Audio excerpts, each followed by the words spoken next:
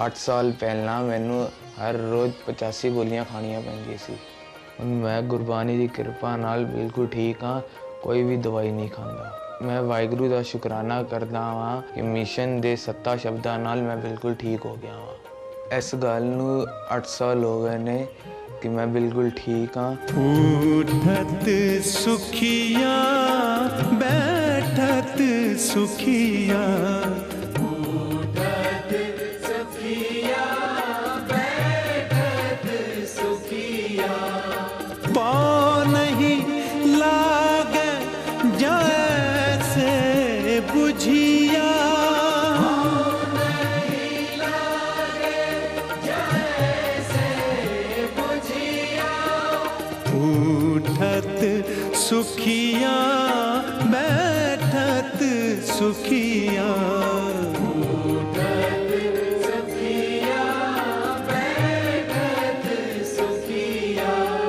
वाहेगुरु वाहेगुरु। ससुराल तो मैनू 1984 ਵਿੱਚ ਛੱਡ ਦਿੱਤਾ ਸੀ ਕਿ ਮੇਰੇ ਬੱਚਾ ਨਹੀਂ ਹੁੰਦਾ।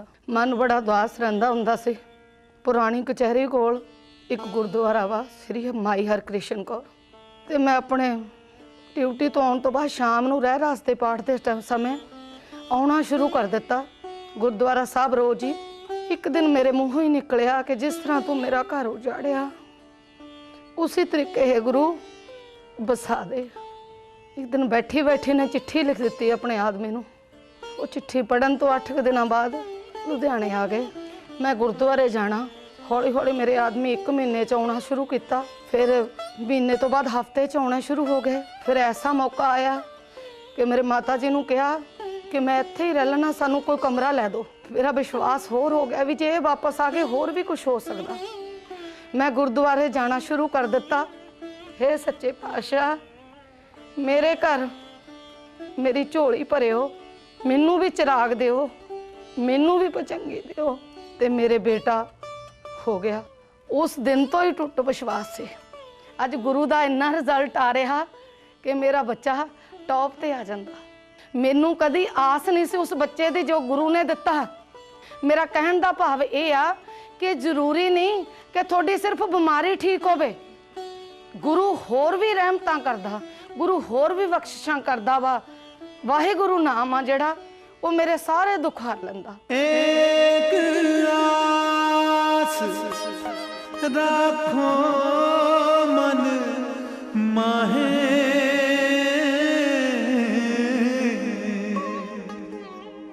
सर्व रोग नानक मिट जाहे।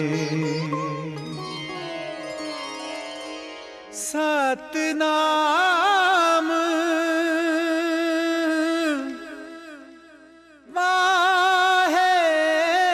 वाहेगुरु।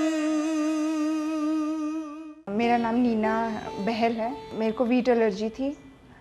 मैं सिर्फ बेसन और चावल खाती थी और इसके अलावा कुछ नहीं खा सकती थी। अगर मैं कुछ खाती थी तो मेरे को बहुत बुरी प्रॉब्लम हो जाती थी, पेट में दर्द होती थी और मोशंस बहुत ज़्यादा होते थे। मैंने बड़े से बड़े डॉक्टरों को दिखाया पर उन्होंने कहा कि इसका कोई इलाज नहीं है। उसके बाद मैंने सर्वरोग का औखध नाम का न्यूज़पेपर में पढ़ा।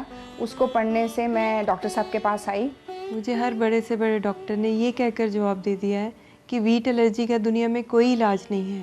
मेडिकल साइंस के पास तो वाकई कोई इलाज नहीं है। बस गेहूं से बनी कोई भी चीज़ मेरे अंदर गई नहीं कि मुझे दस्त लग जाते हैं, नाक और आँख से पानी भी बहने लगता है, सांस तक लेनी मुश्किल होने लगती है, हर बार हॉस्पिटल दाखिल होना पड़ता है मुझे। इस तरह से कैसे कटेगी मेरी ज़िंदगी। वाहिगुरु पर भरोसा रखिए, मिशन के सत्संग में आना शुरू कर दीजिए, परमात्मा सब भली करेगा। लेकिन मेरे घर वालों का ये मानना है कि ना तो ये धर्म तुम्हारा है, ना ही तुम्हें भाषा आती है, फिर तुम ठीक कैसे हो जाओगी वहाँ जाकर। वाहिगुरु धर्मों, जातों और भाषाओं की सीमाओं से बहुत परे है। जैसे परमात्मा के नाम की दवाई से और बहुत सारे लोग ठीक हो चुके हैं, तुम भी ठीक हो सकती है। वासु भारद्वाज को भी गुरमुखी समझ में नहीं आती थी, उसने गुरबानी का पाठ सुना, उसका हड्डियों का कैंसर ठीक हो गया था। यही तो हैरानी वाली बात है जो किसी की समझ में ही नहीं आ रही। देखो ये गोली है, मरीज को कोई पता नहीं है इसमें क्या साल्ट है, पर डॉक्टर के कहने से मरीज खा लेगा तो उसका बुखार जरूर उतर जाएगा। ऐसे ही वाहिगुरु का नाम सुनते रहने पर कानों के ज़रिए मरीज़ के अंदर जाता है और सारे रोगों का इलाज करके अपना असर दिखाता है। बस हमें सिर्फ सुनना है, पाठ हो रहा हो तब भी, खुद करो तब भी, सुनना बहुत ज़रूरी है। बाकी सब परमात्मा के नाम ने अपने आप ही कर देना है। और कमाल की बात यह है, बीमारी कोई भी हो, दवाई एक ही है, परमात्मा का नाम। लेकिन अगर गुरबानी के अर्थ समझ कर सुनोगे तो और भी जल्दी फ़ायदा हो जाएगा।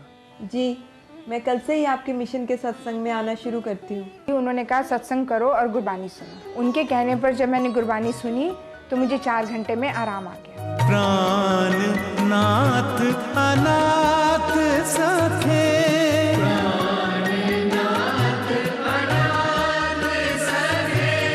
दीन दर्द निवार,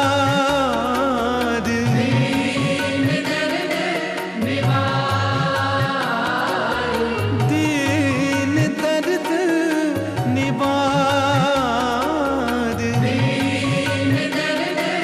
निवार, हे गोविंद हे गोपाल हे दयाल लाल।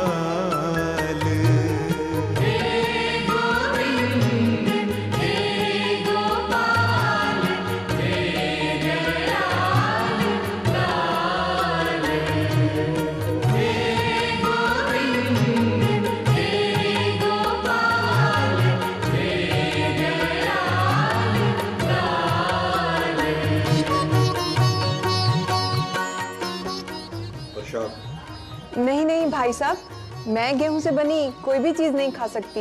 ये गुरु घर का प्रसाद है, इसको ना नहीं किया जाता। मगर मुझे तो डॉक्टरों ने भी मना कर रखा है। ज़रा सा भी गेहूं खा लिया तो आईसीयू में जाना पड़ जाएगा मुझे। डॉक्टर साहब प्लीज़ आप ही कुछ समझाइए ना इन्हें। आप कई दिनों से सत्संग कर रही हैं, मगर आप वाहिगुरु का नाम लेकर ये प्रसाद ले लीजिए, यही दवाई बन जाएगा। आप लीजिए, यही दवा बनेगा। बोले सो निहाल।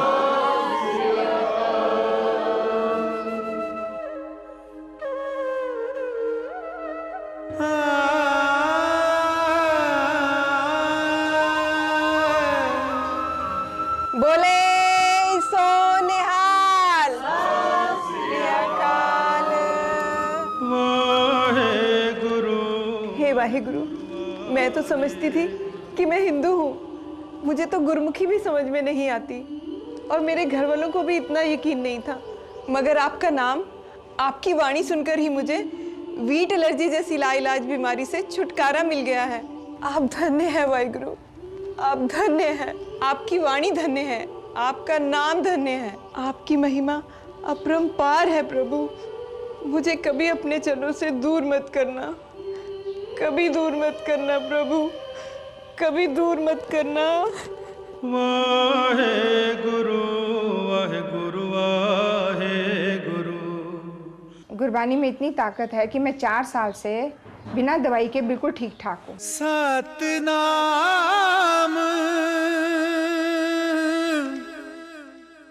वाहे गुरु।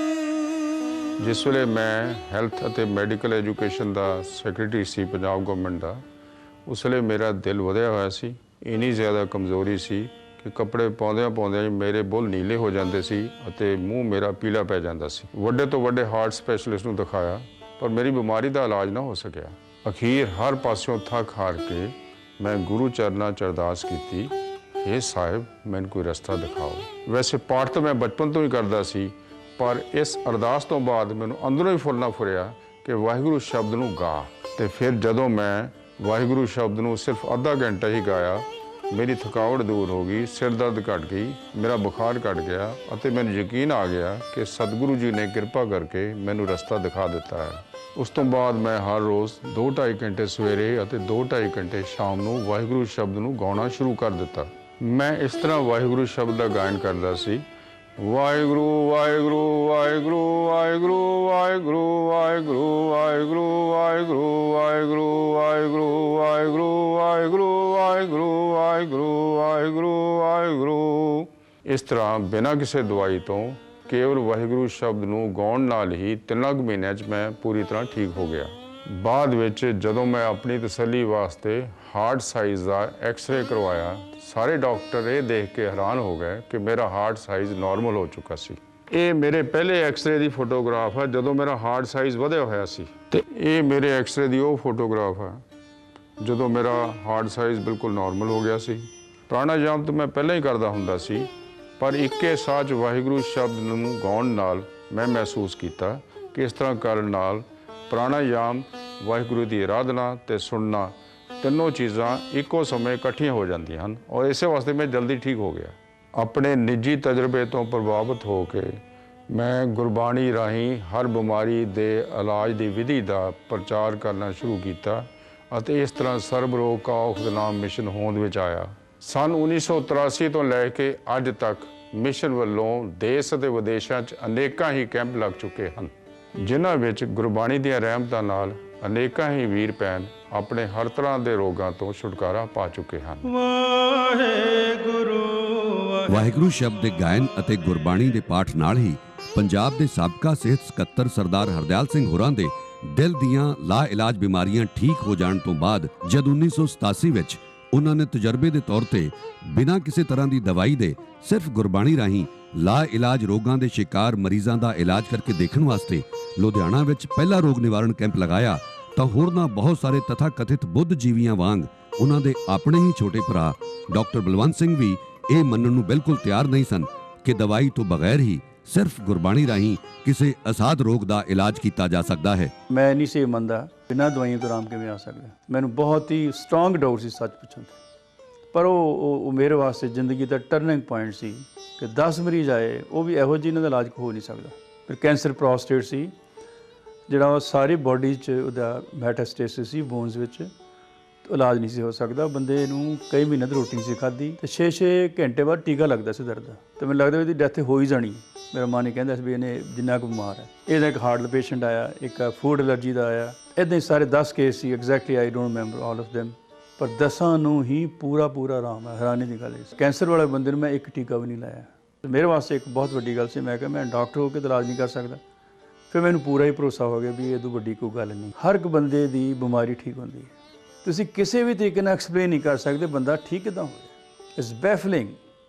ਔਰ ਅਸੀਂ ਇਹ ਨਹੀਂ ਕਹਿੰਦੇ ਕਿ ਇਹਨਾਂ ਸ਼ਬਦਾਂ ਨਾਲ ਆਰਾਮ ਆ ਸਕਦਾ, ਕਿਸੇ ਵੀ ਇੱਕ ਲਾਈਨ ਗੁਰਬਾਣੀ ਨਾਲ ਵੀ ਆਰਾਮ ਆ ਸਕਦਾ। ਇਹ ਨਿਰੰਕਾਰ ਹੈ ਬਾਣੀ, ਕੋਈ ਇੱਕ ਲਾਈਨ ਲੈ ਜਾਓ ਤਾਂ ਪਾਰ ਤਾਰਾ ਦੁਨੀਆ ਦਾ ਕਰ ਸਕਦਾ। ਸੁਪਰ ਪਾਵਰ ਹੈ, ਇਹ 'ਚ ਕੋਈ ਸ਼ੱਕ ਨਹੀਂ ਇਹਦੇ ਬਾਰੇ। ਤੇ ਨਾ ਹੀ ਹੈ ਸਰਬ ਰੋਗ ਕਾ ਔਖਦ ਨਾਮ। ਸਾਰੀਆਂ ਬਿਮਾਰੀਆਂ ਵਿੱਚ ਨਾਮ ਗੁਰਬਾਣੀ ਰਾਹੀਂ ਰਾਹਤ ਮਿਲਦੀ ਹੈ। ਉਹਦੇ ਸਾਇੰਟੀਫਿਕ ਸਾਡੇ ਕੋਲ ਐਵੀਡੈਂਸ ਨਹੀਂ, ਔਰ ਰਾਹਤ ਵੀ ਬੜੀ ਜਲਦੀ ਮਿਲਦੀ ਹੈ। 5 ਦਿਨਾਂ 'ਚ ਹੀ ਬਿਨਾਂ ਦਵਾਈ ਤੋਂ ਕਈ ਵੀਰ ਭੈਣ ਤਾਂ 100% ਠੀਕ ਹੋ ਜਾਂਦੇ ਆ। ਇੱਕ ਨਹੀਂ, ਵੱਖ ਡਿਜ਼ੀਜ਼ਸ ਦੇ। ਜਿਸ ਨੇ ਵੀ ਨਾਮ ਜਪਣਾ ਹੈ ਉਹਨੂੰ ਪਿਆਰ ਨਾਲ ਆਪਣੀ ਆਵਾਜ਼ ਨੂੰ ਸੁਣਨਾ ਚਾਹੀਦਾ ਹੈ, ਦੋਵਾਂ ਕੰਨਾਂ ਰਾਹੀਂ ਆਪਣੀ ਆਵਾਜ਼ ਨੂੰ ਸੁਣਨਾ ਚਾਹੀਦਾ ਹੈ। ਵੀ ਗੁਰਬਾਣੀ ਨੂੰ ਪਿਆਰ ਕਰੋ, ਗੁਰਬਾਣੀ ਨੂੰ ਜ਼ਿੰਦਗੀ 'ਚ ਧਾਰ ਲਓ, ਫਿਰ ਜ਼ਿੰਦਗੀ ਦੀ ਕੋਈ ਖੁਸ਼ੀ ਨਹੀਂ ਜਿਹੜੀ ਤੁਹਾਨੂੰ ਨਾ ਮਿਲੂਗੀ। ਅਗਰ ਪਿਆਰ ਨਾਲ ਸੁਣਨਾ ਆ ਜਾਏ ਤੇ ਕੋਈ ਵੀ ਰੋਗ ਹੋਏ ਉਹਦੀ ਹੀਲਿੰਗ ਹੋ ਜਾਂਦੀ ਹੈ। ਮੈਂ ਤੇ ਲੋਕਾਂ ਦਾ ਇੱਕ ਡਾਕਟਰ ਹਾਂ, ਮੈਂ ਲੋਕਾਂ ਦਾ ਇਲਾਜ ਕਰ ਰਿਹਾ ਇੱਕ ਗੁਰਬਾਣੀ ਰਾਹੀਂ। ਵਾਹਿਗੁਰੂ ਵਾਹਿਗੁਰੂ। ਗੁਰੂ ਪਿਆਰਿਓ, ਗੁਰਬਾਣੀ ਦੇ ਅਨੇਕਾਂ ਕੌਤਕਾਂ ਬਾਰੇ ਹੁਣ ਦਾਸ ਆਪਣੀ ਆਪ ਬੀਤੀ ਵੀ ਆਪ ਸਭਨਾਂ ਨਾਲ ਸਾਂਝੀ ਕਰਨੀ ਚਾਹੇਗਾ। ਜਨਵਰੀ 2007 ਵਿੱਚ ਦਾਸ ਨੂੰ ਸਰਵਾਈਕਲ ਦੀ ਤਕਲੀਫ ਹੋ ਗਈ ਸੀ, ਜਿਸ ਕਰਕੇ ਮੇਰੀ ਗਰਦਨ ਅਤੇ ਸੱਜੀ ਬਾਂਹ ਵਿੱਚ ਹਰ ਵੇਲੇ ਇੰਨਾ ਜ਼ਿਆਦਾ ਦਰਦ ਰਹਿੰਦਾ ਸੀ ਕਿ ਬਿਆਨ ਨਹੀਂ ਕੀਤਾ ਜਾ ਸਕਦਾ। ਕਿਸੇ ਵੀ ਪਾਸੇ ਕਿਸੇ ਵੀ ਤਰੀਕੇ ਨਾਲ ਲੇਟਣ ਬੈਠਣ ਜਾਂ ਖੜੇ ਹੋਣ ਨਾਲ ਕਿਸੇ ਵੀ ਤਰ੍ਹਾਂ ਦਾ ਰੱਤੀ ਪਰ ਵੀ ਆਰਾਮ ਨਹੀਂ ਆਉਂਦਾ ਸੀ।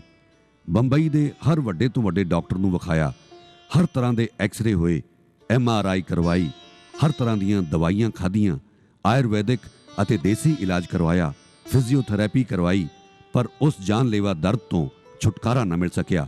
ਆਖਿਰ ਥੱਕ ਹਾਰ ਕੇ ਇਸੇ ਫਿਲਮ ਵਾਸਤੇ ਇਹਨਾਂ CDs ਦੇ ਰੂਪ ਵਿੱਚ ਗੁਰੂ ਸਾਹਿਬ ਦੀ ਮਿਹਰ ਨਾਲ ਸਾਡੇ ਵੱਲੋਂ ਹੀ ਰਿਕਾਰਡ ਕਰਵਾਏ ਹੋਏ ਸਰਬ ਰੋਗ ਕਾ ਔਖਦ ਨਾਮ ਮਿਸ਼ਨ ਦੇ 7 ਦੁੱਖ ਨਿਵਾਰਕ ਪਾਵਨ ਸ਼ਬਦਾਂ ਅਤੇ 9 ਰੂਹਾਨੀ ਤੁਕਾਂ ਨੂੰ ਮੈਂ ਆਪਣੇ ਮੋਬਾਈਲ ਫੋਨ ਵਿੱਚ ਭਰਵਾ ਕੇ ਆਪਣੇ ਕੰਨਾਂ ਵਿੱਚ ਈਅਰਫੋਨ ਲਾ ਕੇ ਦਿਨ ਰਾਤ ਸੁਣਨਾ ਅਤੇ ਨਾਲ-ਨਾਲ ਗਾਉਣਾ ਸ਼ੁਰੂ ਕਰ ਦਿੱਤਾ। ਸਰਬ ਰੋਗ ਕਾ ਔਖਦ ਨਾਮ, हे गोविंद हे गोपाल हे दयाल लाल और दुख्यं अनिक हत्यं जन्म दरिद्रं महाभिख्यं लल्ला हो औखद जाहू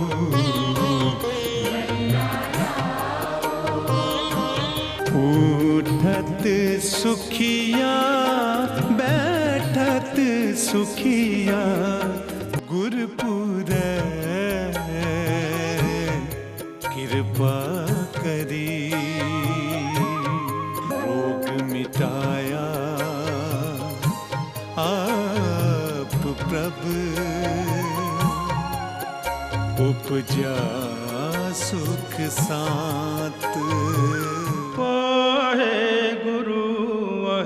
ਗੁਰਬਾਣੀ ਦੇ ਇਸ ਕੌਤਕ ਤੇ ਸ਼ਾਇਦ ਕਿਸੇ ਨੂੰ ਯਕੀਨ ਨਾ ਵੀ ਆਵੇ, ਪਰ ਤਕਰੀਬਨ ਇੱਕ ਹਫ਼ਤੇ ਵਿੱਚ ਹੀ ਇਹਨਾਂ ਦੁੱਖ ਨਿਵਾਰਕ ਪਾਵਨ ਸੱਤਾਂ ਸ਼ਬਦਾਂ ਅਤੇ 9 ਰੂਹਾਨੀ ਤੁਕਾਂ ਨੂੰ ਸੁਣ ਕੇ ਗੁਰਬਾਣੀ ਦੀਆਂ ਰਹਿਮਤਾਂ ਸਦਕਾ ਮੈਂ ਬਿਲਕੁਲ ਤੰਦਰੁਸਤ ਹੋ ਗਿਆ ਸੀ ਅਤੇ ਹੁਣ ਲਗਭਗ 2 ਸਾਲ ਤੋਂ ਮੈਂ ਰੋਜ਼ਾਨਾ ਨਿਤਨੇਮ ਕਰਨ ਤੋਂ ਇਲਾਵਾ ਇਹਨਾਂ ਸੱਤਾਂ ਦੁੱਖ ਨਿਵਾਰਕ ਪਾਵਨ ਸ਼ਬਦਾਂ ਅਤੇ 9 ਰੂਹਾਨੀ ਤੁਕਾਂ ਨੂੰ ਸ਼ਰਵਣ ਕਰਕੇ ਨਾਮ ਦੀ ਦਵਾਈ ਦਾ ਸੇਵਨ ਵੀ ਲਗਾਤਾਰ ਜਾਰੀ ਰੱਖਦਾ ਹਾਂ, ਜਿਸ ਕਰਕੇ ਮੁਕੰਮਲ ਤੰਦਰੁਸਤੀ ਦੇ ਨਾਲ ਮੇਰੇ ਜੀਵਨ ਵਿੱਚ ਵੀ ਹਰ ਪੱਖੋਂ ਬਹੁਤ ਹੀ ਆਨੰਦ ਬਣਿਆ ਹੋਇਆ ਹੈ।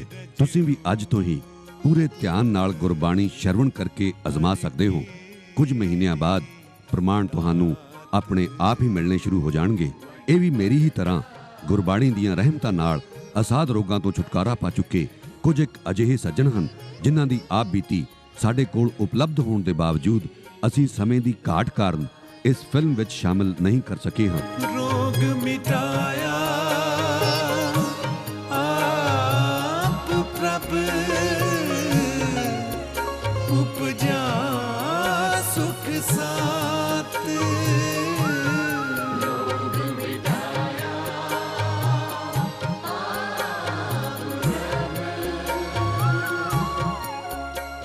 ਗੁਰਬਾਣੀ ਦੇ ਅਜਿਹੇ ਹੋਰਨਾਂ ਬਹੁਤ ਸਾਰੇ ਕੌਤਕਾਂ ਅਤੇ ਇਹਨਾਂ ਸੱਜਣਾਂ ਦੀ ਆਪ ਬੀਤੀ ਬਾਰੇ ਹੋਰ ਵੀ ਵਿਸਥਾਰ ਨਾਲ ਜਾਣਨ ਵਾਸਤੇ ਇਸ ਫਿਲਮ ਦੇ ਅੰਤ ਵਿੱਚ ਦਿੱਤੇ ਹੋਏ ਸਾਡੇ ਪਤੇ ਤੋਂ ਅਗਲੇ ਭਾਗਾਂ ਦੀਆਂ DVDs ਵੀ ਮੰਗਵਾਈਆਂ ਜਾ ਸਕਦੀਆਂ ਹਨ, ਜਿਨ੍ਹਾਂ ਰਾਹੀਂ ਕਿਸੇ ਆਪਣੇ ਦੇ ਲਾ ਇਲਾਜ ਰੋਗ ਦਾ ਇਲਾਜ ਕਰਨ ਤੋਂ ਇਲਾਵਾ ਕਿਸੇ ਹੋਰ ਨੂੰ ਪ੍ਰੇਰ ਕੇ ਸੰਸਾਰ ਦਾ ਸਭ ਤੋਂ ਵੱਡਾ ਪੁੰਨ ਵੀ ਖੱਟਿਆ ਜਾ ਸਕਦਾ ਹੈ ਅਤੇ ਇਸ ਕੌਮੀ ਸੇਵਾ ਵਿੱਚ ਆਪਣਾ ਯੋਗਦਾਨ ਵੀ ਪਾਇਆ ਜਾ ਸਕਦਾ ਹੈ।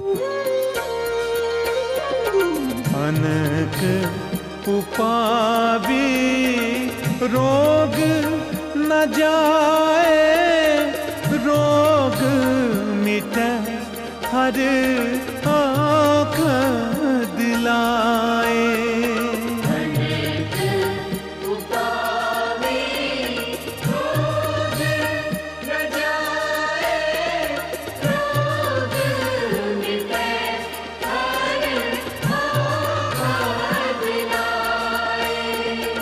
अनक उपावी रोग न जाए रोग मिटे हर आँख दिलाए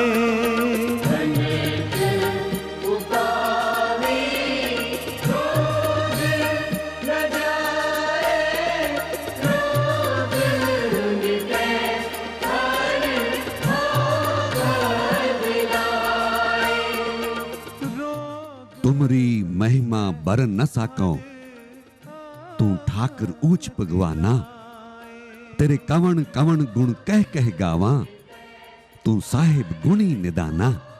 गुरु प्यारिओ सच जाणिओ इस फिल्म राही साहिब दे नाम दी ताकत बारे दिखाया गया हर एक अकट प्रमाण सानू मूर्खां नू उस परम सच दे दर दा सही रस्ता दिखाउण वास्ते मेरे साहिब दे रहमतां भरे अनेकां कौतकां सहजता भरे तौर तरीकिਆਂ ਅਤੇ ਇਸ਼ਾਰਿਆਂ ਵਿੱਚੋਂ ਅੱਜ ਦੇ ਯੁੱਗ ਦਾ ਸਿਰਫ ਇੱਕ ਮਾਮੂਲੀ ਜਿਹਾ ਢੁਕਵਾਂ ਕਲਾਤਮਕ ਨਮੂਨਾ ਹੀ ਕਿਹਾ ਜਾ ਸਕਦਾ ਹੈ, ਤਾਂ ਜੋ ਆਪਣੇ ਸਾਰਿਆਂ ਵਿੱਚੋਂ ਕਦੀ ਵੀ ਕੋਈ ਇਹ ਨਾ ਕਹਿ ਸਕੇ ਕਿ ਮੈਨੂੰ ਤਾਂ ਪਤਾ ਹੀ ਨਹੀਂ ਸੀ ਸਾਹਿਬ ਦੇ ਨਾਮ ਦੀ ਇਲਾਹੀ ਦਵਾਈ ਤੇ ਉਸ ਦੀਆਂ ਬੇਅੰਤ ਰਹਿਮਤਾਂ ਬਾਰੇ। ਅਤੇ ਜੇਕਰ ਇਸ ਫਿਲਮ ਨੂੰ ਦੇਖਣ ਤੋਂ ਬਾਅਦ ਕੁਝ ਇੱਕ ਸੱਜਣ ਵੀ ਹੋਰਨਾਂ ਦੀ ਆਪ ਬੀਤੀ ਰਾਹੀਂ ਦਿਖਾਈ ਗਈ ਬਹੁਤ ਹੀ ਸੌਖੀ ਜਿਹੀ ਵਿਧੀ ਮੁਤਾਬਕ ਗੁਰਬਾਣੀ ਦੇ ਪਾਠ ਜਾਪ ਦੇ ਨਾਲ ਆਪਣੇ ਨੇੜਲੇ ਗੁਰਦੁਆਰਾ ਸਾਹਿਬ ਜਾ ਕੇ ਇਕਾਗਰਤਾ ਨਾਲ ਕਥਾ ਕੀਰਤਨ ਸ਼ਰਵਣ ਕਰਨ ਲੱਗ ਪੈਂਦੇ ਹਨ ਤਾਂ ਅਸੀਂ ਸਮਝਾਂਗੇ ਕਿ ਗੁਰੂ ਸਾਹਿਬ ਦੀ ਮਿਹਰ ਨਾਲ ਅਸੀਂ ਸਭ ਤੋਂ ਵੱਡਾ ਪੁੰਨ ਖੱਟਣ ਵਿੱਚ ਕਾਮਯਾਬ ਹੋ ਗਏ ਹਾਂ ਅਤੇ ਸਾਡਾ ਇਸ ਫਿਲਮ ਨੂੰ ਬਣਾ ਕੇ ਆਪ ਸਭਨਾਂ ਨੂੰ ਦਿਖਾਉਣਾ ਪੂਰੀ ਤਰ੍ਹਾਂ ਸਾਰਥਕ ਹੋ ਗਿਆ ਹੈ। ਪਰ ਜੇਕਰ ਸਾਹਿਬ ਦੇ ਨਾਮ ਦੀ ਤਾਕਤ ਬਾਰੇ ਇੰਨੇ ਸਾਰੇ ਪ੍ਰਤੱਖ ਅਤੇ ਅਕੱਟ ਪ੍ਰਮਾਣਾਂ ਨੂੰ ਅੱਖੀਂ ਦੇਖ ਲੈਣ ਤੋਂ ਬਾਅਦ ਵੀ ਅਸੀਂ ਕਲਯੁਗੀ ਜੀਵ ਆਪਣੀਆਂ ਅਨੇਕਾਂ ਨਾ ਸਮਝੀਆਂ ਅਤੇ ਬੇਬੁਨਿਆਦ ਸ਼ੰਕਾਵਾਂ ਕਾਰਨ ਉਸ ਸਾਹਿਬ ਦੇ ਨਾਮ ਦੀ ਬਿਲਕੁਲ ਹੀ ਮੁਫਤ ਵਿੱਚ ਮਿਲ ਰਹੀ ਇਲਾਹੀ ਦਵਾਈ ਰਾਹੀਂ ਆਪਣਾ ਲੋਕ ਪਰਲੋਕ ਸਵਾਰ ਲੈਣ ਦਾ ਲਾਹਾ ਨਾ ਲੈ ਸਕੇ ਤਾਂ ਤਿਰਗ ਹੋਵੇਗਾ ਸਾਡਾ ਇਸ ਸੰਸਾਰ ਵਿੱਚ ਆਉਣਾ ਅਤੇ ਤਿਰਗ ਹੋਵੇਗਾ ਅਜਿਹੀ ਵਿਲੱਖਣ ਵਿਰਾਸਤ ਦੇ ਵਾਰਿਸ ਹੋਣ ਦੇ ਬਾਵਜੂਦ ਇਸ ਸੰਸਾਰ ਤੋਂ ਹਰ ਪੱਖੋਂ ਹੀ ਬਿਲਕੁਲ ਖਾਲੀ ਹੱਥ ਜਾਵਣਾ। ਗੁਰੂ ਮਿਹਰ ਕਰੇ ਸਾਡੇ ਔਗਣਾਂ ਤੇ ਊਣਤਾਈਆਂ ਨੂੰ ਬਖਸ਼ ਕੇ ਸਾਨੂੰ ਗੁਰਸਿੱਖੀ ਦੇ ਸੱਚੇ ਸੁੱਚੇ ਅਤੇ ਵਿਲੱਖਣ ਮਾਰਗ ਤੇ ਚੱਲਣ ਦੀ ਸੋਝੀ ਤੇ ਸਮਰੱਥਾ ਬਖਸ਼ੇ। ਵਾਹਿਗੁਰੂ ਜੀ ਕਾ ਖਾਲਸਾ, ਵਾਹਿਗੁਰੂ ਜੀ ਕੀ ਫਤਿਹ।